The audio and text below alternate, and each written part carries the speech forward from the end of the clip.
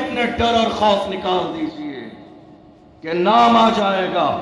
آج ہماری قوم کی حالت یہ ہے، یہاں سے لے کر وہاں تک جہاں تک نظر جا رہی ہے صرف جوان ہی جوان ہے، لیکن پھر بھی ڈر اور خوف ہمارے سینوں میں آج اتنا پیدا کر دیا گیا کہ ہماری نگاہوں کے سامنے ظلم ہوتا رہتا ہے اور ہماری زبان سے ایک جملہ بھی نہیں نکلتا ہے۔ یاد رکھیے، ملک اتنی آسانی سے آزاد نہیں ہوا، اتنی آسانی سے ملک آزاد نہیں ہوا۔ یہ آزادی کسی نے ہمیں تھالی میں سجا کر نہیں دی ہے۔ اس ملک کی آزادی کے لیے جس دن حسرت موہانی نے انقلاب زندہ باد کا نعرہ لگایا تھا، ملک کے کونے کونے میں ملک کی آزادی کی مہم چلی تھی، ایسے عالم میں اشفاق اللہ خان کو فیض آباد کی جیل میں انگریزوں نے گرفتار کیا، جسم جلا دیا، نمک لگا دیا۔ حالت یہ ہوئی، تڑپتے تھے، سسکتے تھے، بلکتے تھے، مگر پھر بھی کہتے تھے سرفروشی کی تمنا اب ہمارے دل میں ہے، دیکھنا ہے زور کتنا بازوئے قاتل میں ہے، وقت آنے پر بتا دیں گے تجھے اے آسماں، ہم ابھی سے کیا بتائیں کیا ہمارے دل میں ہے، ہم ابھی سے کیا بتائیں کیا ہمارے دل میں ہے۔ کیا بات آپ حضرات بیٹھے رہیں، آپ کی طرف سے ہم کھڑے ہو کر نعرہ تکبیر، نعرہ رسالت، عرس اعلیٰ حضرت شہنشاہ ترنم اسد اقبال کلکتبی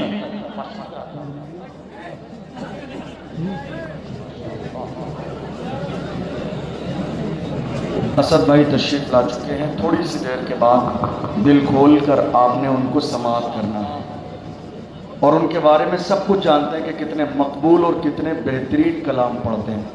اللہ مقبولیت میں مزید اضافہ فرمائے اور حاسدین کی حسد سے محفوظ فرمائے۔ میں عرض کر رہا تھا اس وقت حالات پورے ملک کے کیا ہیں؟ ہمارے سینوں میں ڈر اور خوف پیدا کر دیا گیا ہے۔ ایسا ہے یا نہیں ہے؟ کیا کہہ رہے ہیں؟ میرے ساتھ ہیں آپ آخر تک میرے ساتھ ہیں اس معاملے میں؟ پوری قوم کے سینوں میں ڈر اور خوف پیدا کر دیا گیا ہے۔ ہم ظلم اپنی نگاہوں سے دیکھ رہے ہیں مگر خاموش ہیں۔ موب لنچنگ ہماری نگاہوں کے سامنے کی جا رہی ہے مگر خاموش ہیں۔ مسجدوں کے بلڈوزر چل رہے ہیں مگر خاموش ہیں۔ مدرسوں میں تالے لگائے جا رہے ہیں مگر خاموش ہیں۔ رسول اللہ کی عظمت پر کتے روزانہ بھونک رہے ہیں مگر پھر بھی خاموش ہیں۔ ہمیں ڈر اس بات کا ہے ہمارا نام آ جائے گا، مگر رسول اللہ کے غلاموں کو کبھی اس بات کا ڈر نہیں تھا ہمارا نام آ جائے گا۔ اور رہی بات ملک میں ان بھونکنے والے کتوں کی، تو یاد رکھیے ان کے بھونکنے سے رسول اللہ کی عظمت کم نہیں ہوگی۔ ہم بریلی والے ہیں، بریلی سے آواز آئی رہے گا یوں ہی، ان کا چرچا رہے گا، بڑے خاک ہو جائیں چل جانے والے، حشر تک ڈالیں گے ہم پیدائش مولا کی دھول، مثل فارس نجد کے قلعے گراتے جائیں گے، خاک ہو جائیں عدو چل کر مگر ہم تو رضا، دم میں جب تک دم ہے ذکر ان کا سناتے جائیں۔ ہمارے سینوں میں خوف پیدا کرنے کی کوشش کی جا رہی ہے۔ دنیا آج آپ کو بتاؤں ایک زمانہ وہ بھی تھا، ابھی رمضان میں ذہن حاضر ہے آپ کا؟ ادھر دیکھیے، ذہن حاضر ہے آپ کا؟ رمضان میں وقت کا مسئلہ آیا، ہمارے کچھ لوگ دہلی کی سرزمین پر آئے، جنتر منتر پر قانون کے دائرے میں حکومت تک اپنی بات پہنچانے کے لیے جو ایک ہمارا سنویدھانک ادھیکار ہے۔ اب ہوا یہ کہ وہی گستاخ رسول جس نے چند دن پہلے اس ملک کی شان ترنگے پر بھی غلط جملے بولے، مگر افسوس کہ وہ کھلے ہوئے سانڈ کی طرح گھوم رہا ہے، پکڑنے والا کوئی بھی نہیں ہے۔ اگر یہ جملہ کسی مسلمان کی زبان سے نکل گیا ہوتا تو ہمیشہ کے لیے جیل کی سلاخوں کے پیچھے ڈال دیا جاتا، مگر افسوس کہ موجودہ دور میں یہ دوہرا معیار آج ہندوستان کی سرزمین پر ہے۔ ہم سے کہا جاتا ہے آپ بولتے کیوں ہیں، آپ بولتے اتنا کھل کے بولتے ہیں، دبتے نہیں ہیں، آپ کا بیک گراؤنڈ لگتا ہے بہت مضبوط ہے۔ میں کہتا ہوں میرا بیک گراؤنڈ تو بہت مضبوط ہے، جاننے کی کوشش مت کیجئے گا، کلیجے دہل جائیں گے۔ آپ کہتے ہیں دبتے نہیں ہیں، ارے کیا دبے جس پہ حمایت کرو، پنجہ تیرا شیر کو خطرے میں لاتا نہیں کتا تیرا۔ امام احمد رضا کے غلام ہیں، حق بولنے سے کبھی ڈرتے نہیں ہیں، کبھی چاپلوسی نہیں کرتے ہیں۔ ہم اس امام کے ماننے والے ہیں جس امام سے کہا گیا نان پارا کے نواب کی تعریف کر دو، جلال میں آ گئے، فرمایا احمد رضا دنیا دار کی نہیں، تعریف کرے گا تو مدینے کے تاجدار کی تعریف کرے گا، احمد مختار کی تعریف کرے گا۔ اور جب تعریف کی تو پکار کے کہا وہ کمال حسن حضور ہے کہ گمان نقص جہاں نہیں، یہی پھول خار سے دور ہے، یہی شمع ہے کہ دھواں نہیں، فصحا عرب کے بڑے بڑے تیرے آگے یوں ہے دبے نچے، کوئی جانے منہ میں زبان نہیں بلکہ جسم میں جان نہیں، کروں تیرے نام پہ جا فدا، نہ بس ایک جا تو جہاں فدا، تو جہاں سے بھی نہیں جی بھرا، کروں کیا کروڑوں جہاں میں یہاں نہیں۔ نکلے مسلمان دہلی میں قانون کے دائرے میں سرکار تک بات پہنچانے کے لیے، بلکہ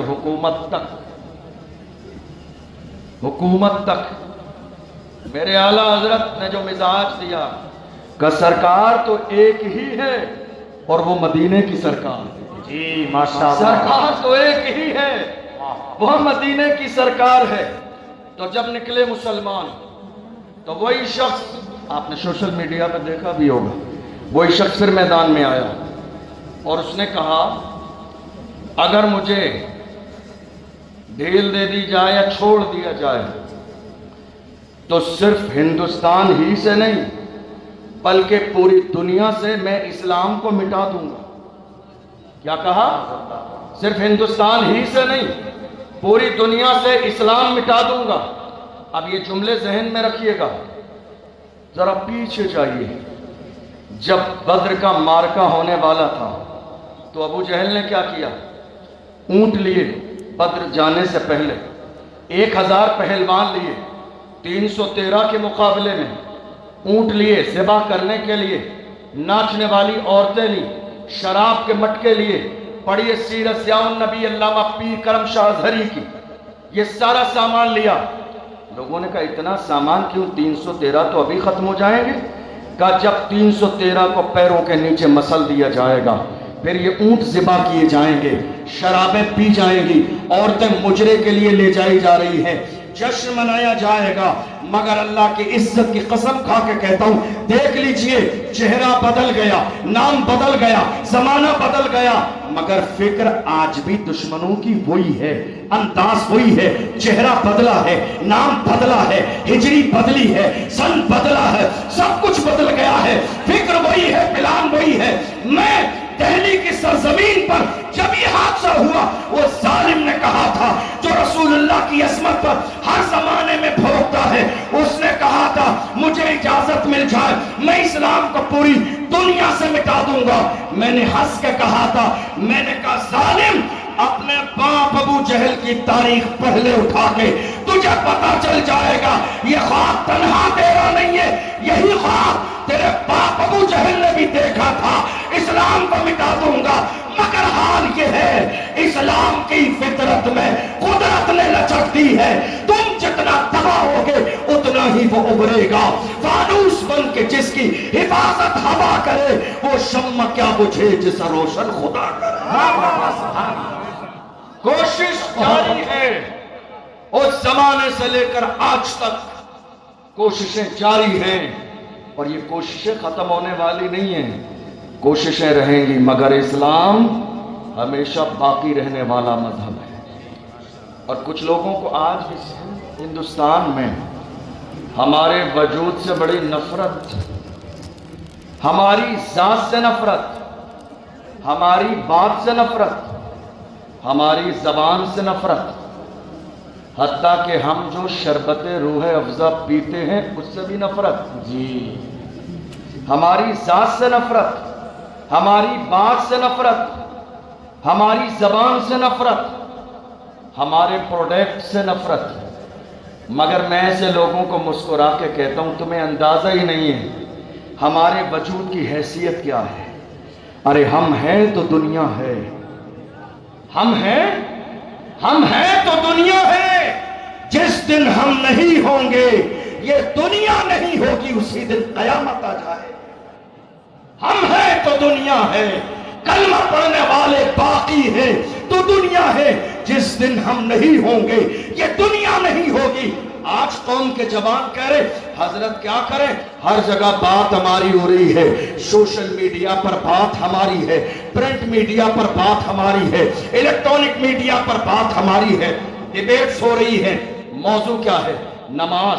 موضوع کیا ہے؟ طلاق۔ موضوع کیا ہے؟ حلالہ۔ موضوع کیا ہے؟ بابری مسجد۔ موضوع کیا ہے؟ سنبھل کی شاہی جامع مسجد۔ موضوع کیا ہے؟ روڈ پر نماز۔ موضوع کیا ہے؟ میلاد النبی کا جلوس۔ ساری چیزیں موضوع ہمارے ہی ہے۔ میری قوم کے جوان کہہ رہے ہیں حضرت ہر جگہ ذکر ہمارا ہے۔ میں نے کہا جوانوں گھبراؤ نہیں، تمہاری بات ہوتی ہے تو ہونے دو، بات انہی کی ہوتی ہے جن میں کوئی بات ہوتی ہے۔ بات ہوتی ہے، بات ہوتی ہے تو ہونے دو، بات انہی کی ہوتی ہے جن میں کوئی بات ہوتی ہے، ورنہ ہماری تاریخ رہی ہے باطل سے دبنے والے، اے آسمان نہیں ہم سو بار کر چکا ہے تو انتہا ہمارا مغرب کی وادیوں سے، کوچی یسا ہماری رکتا نہ تھا کسی سے، سیل روا ہمارا، اے آبرود گنگا وہ دن ہے یاد تجھ کو اترا تیرے کنارے، چکا روا ہمارا۔ اور کچھ بات تو ہے کہ ہستی مٹتی نہیں ہماری، کچھ بات تو ہے، کچھ بات تو ہے، کچھ بات تو ہے کہ ہستی مٹتی نہیں ہماری، صدیوں رہا ہے دشمن دور زمان ہمارا۔ ایسا نہیں ہے کہ ٹارگیٹ صرف آج ہے مسلمان، ٹارگیٹ رسول اللہ کے زمانے سے ہے، لیکن یاد رکھیے گا اسلام وہ پودا ہے کاٹو تو ہرا ہوگا۔ یہ جو سینے میں آپ کے خوف پیدا کر دیا گیا، یہ سینے کا خوف نکال دیجئے۔ یاد رکھیے کبھی بھی تبدیلی بزدلی کے ساتھ نہیں آ سکتی، انقلاب لانے کے لیے قربانیاں دینا پڑتی ہیں، جی برائی کے خاتمے کے لیے قوم کو کھڑا ہونا پڑتا ہے۔ آج بڑی حیرانی کی بات ہے ہمارے علماء، توجہ ہے آپ کی، ہمارے علماء اگر آج مسجد میں جمعہ کے دن قوم کی قیادت پر خطاب کریں، موجودہ حالات پر خطاب کریں، تو نماز جمعہ کے بعد مسجد کی کمیٹی امام صاحب کے حجرے میں پہنچتی ہے اور کہتی حضرت حساب کر لیجئے، ہم کو آپ کی ایسی تقریریں نہیں چاہیے، ہم کو صرف نماز روزے کی بات بتائیے۔ سمجھنے والی بات یہ ہے کیا رسول اللہ نے صرف زندگی بھر نمازوں کا حکم دیا؟ کیا رسول اللہ نے صرف طہارت کے مسائل بیان کیے؟ کیا رسول اللہ نے صرف زکوٰۃ کے مسائل بیان کیے؟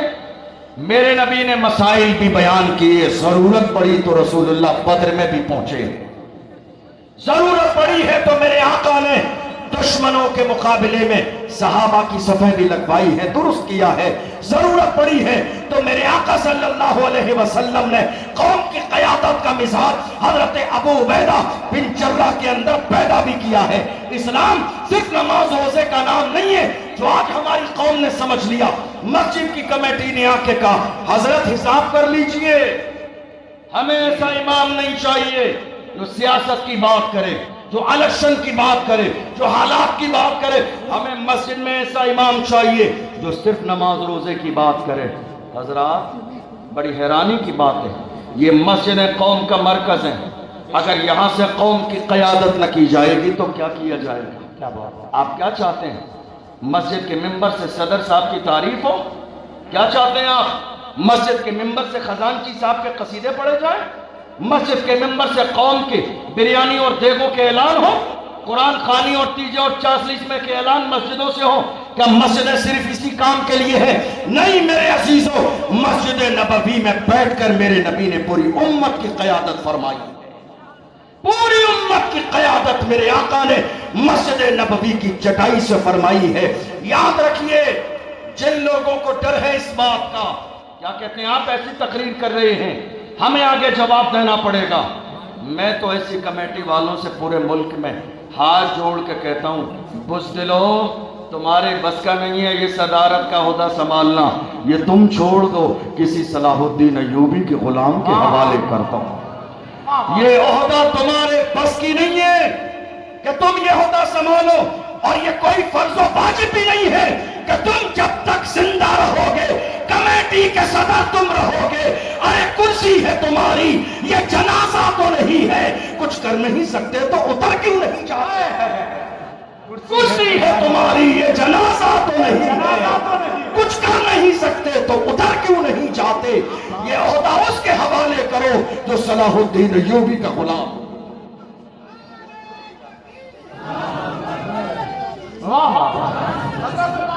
سینے میں تمہارے اتنی ہمت اور جرت نہیں ہے تو یہ عہدہ تمہارے لیے نہیں ہے۔ آج دن بدن حالات خراب ہوتے چلے جا رہے ہیں، رسول اللہ کی شان میں گستاخی ہوئی، کیا کیا ہم نے؟ خاموشی سے تماشائی بنے دیکھتے رہے۔ کچھ لوگوں نے آ کے کہا حضرت آیت کریمہ کا ورد شروع کرا دیجئے، یہی علاج ہے، حضرت قرآن خوانی کرا دیجئے، حالات نارمل ہو جائیں۔ صرف قرآن خوانیوں سے حالات نارمل ہو جاتے تو رسول اللہ صحابہ کو لے کر بدر میں نہ جاتے۔ صرف قرآن خوانیوں سے حالات بہتر ہو جاتے تو میرے آقا حسین 6 مہینے کے علی اصغر کو لے کے کربلا کی سرزمین پر نہ جاتے۔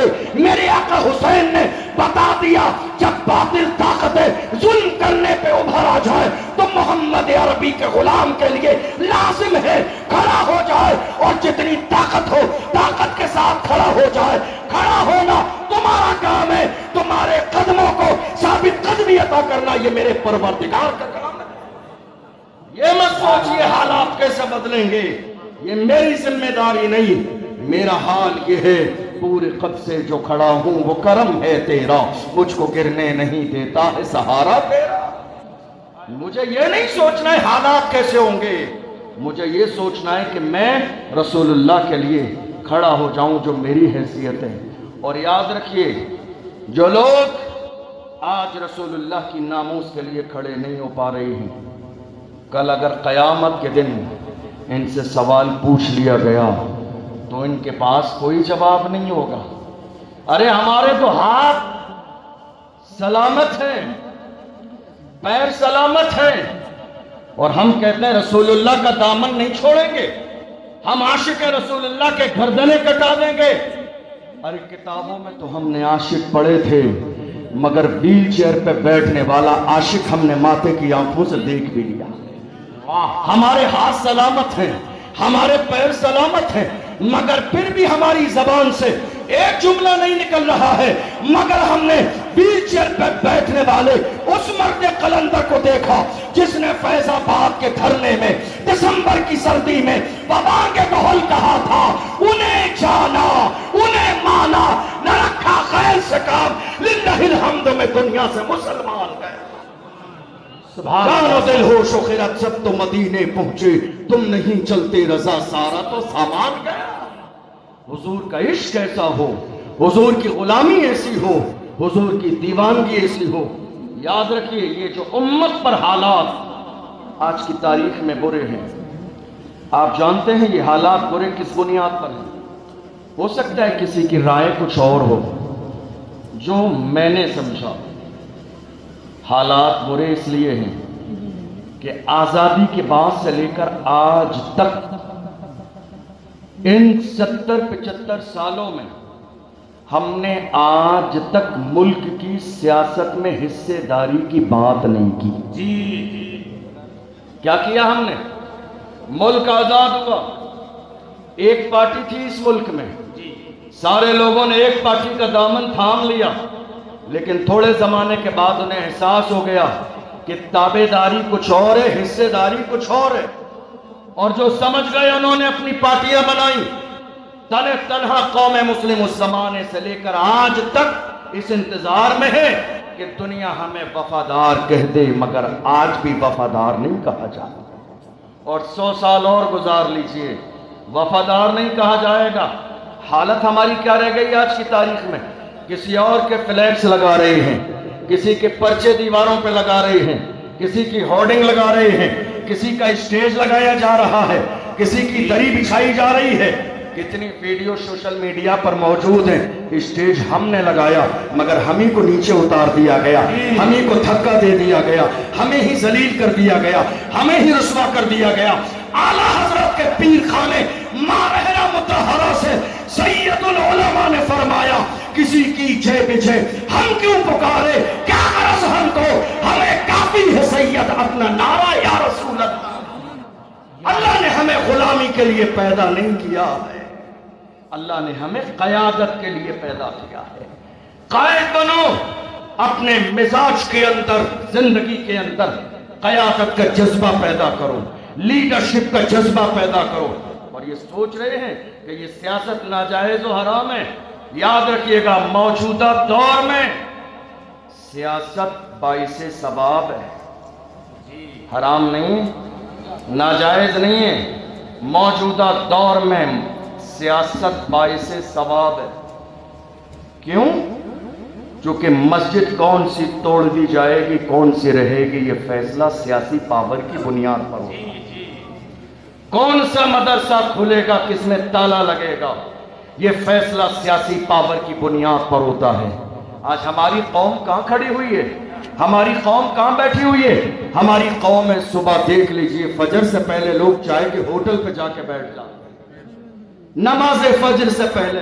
اور میں آپ کو بتاؤں، ہم نے کئی جگہ دیکھا ان چائے کے ہوٹلوں پر بھی ذکر چل رہا ہوگا تو کسی مولوی امام کا ذکر چل رہا ہوگا، ایسا ہے یا نہیں ہے؟ ذکر کسی عالم کا ہوگا، ذکر کسی مولانا کا ہوگا، فلاں حضرت نے یہ کر دیا، فلاں امام صاحب نے یہ کر دیا، فلاں نے یہ بول دیا، فلاں نے یہ نئی بات بتا دی، فلاں نے یہ کہہ دیا۔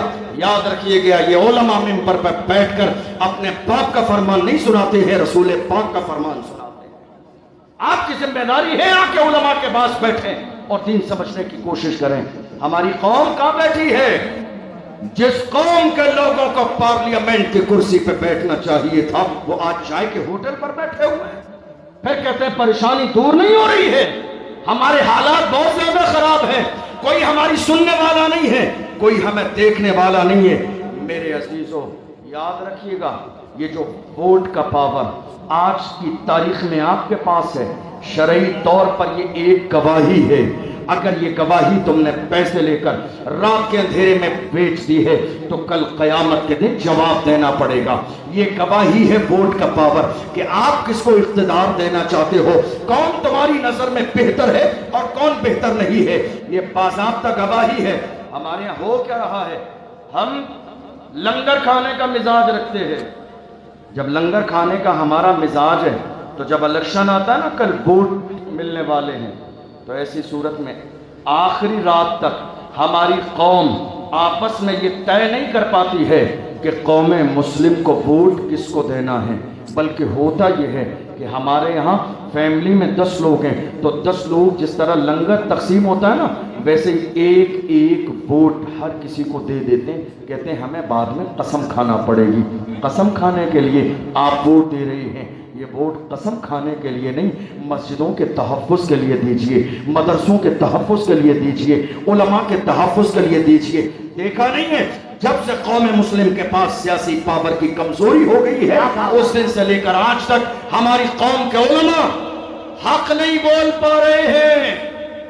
ایک جملے کی بنیاد پر سلمان اظہری کو 8 مہینے سے زیادہ کا زمانہ جیل میں گزارنا پڑا، محض ایک جملے کی بنیاد پر۔ اور دیکھ لیجئے کتنے کتے روزانہ بھونک رہے ہیں میرے نبی کی عظمت پر۔ کوئی ہے سننے والا، کوئی ہے دیکھنے والا، کوئی ہے بیان دینے والا، کوئی ہے گرفتار کرنے والا۔ دراصل بات یہی ہے سیاسی طور پر جب تک کمزور رہیں گے کہیں کوئی سننے والا نہیں رہے گا. اس لیے اپنے ذہن سے غلامی کے کیڑے کو نکال کر پھینک دیجئے. زمانے میں اعلان کر دیجئے زندہ رہنا ہے تو پھر موت سے ڈرنا کیسا. جنگ لازم ہو تو لشکر نہیں دیکھے جاتے.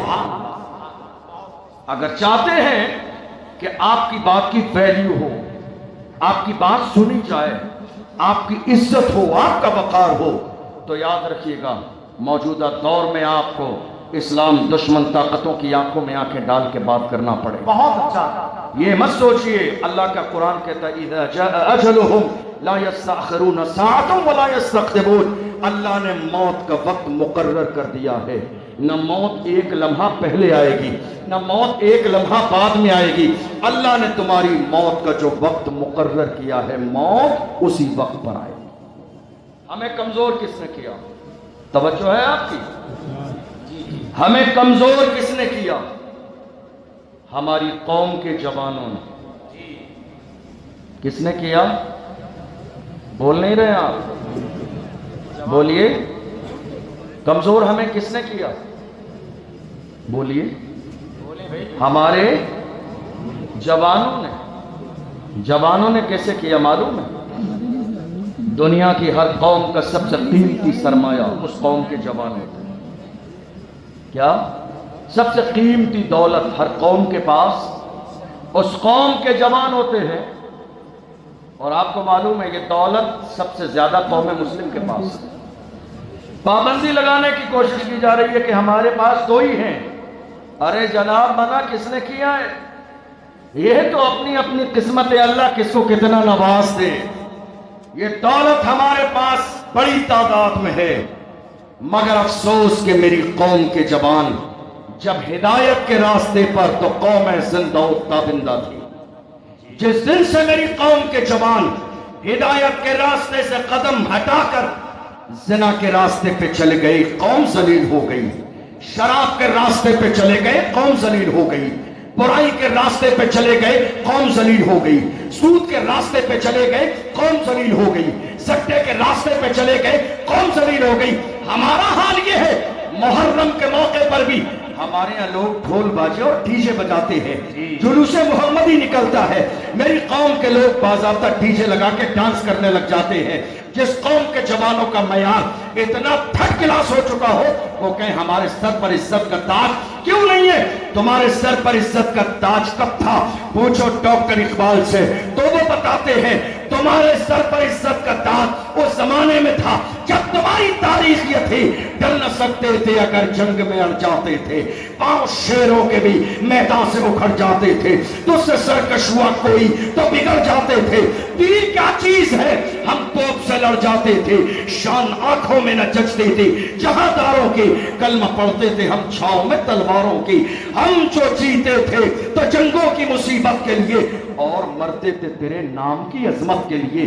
دشت تو دشت ہے, دریا بھی نہ چھوڑے ہم نے, بحر ظلمات میں دوڑا دیے گھوڑے. جس زمانے میں قوم مسلم کے جوانوں کا معیار یہ تھا, قوم کے سر پر عزت کا تاج تھا. آج جوان کہاں ہے؟ شراب کے ٹھیکے پر. کتنے بجے؟ رات کے 3 بجے. کس عمر کے جوان؟ 18 سال, 17 سال, 16 سال. کوئی ایسا نشہ نہیں ہے ہمارے جوان یوز نہیں کر رہے ہیں.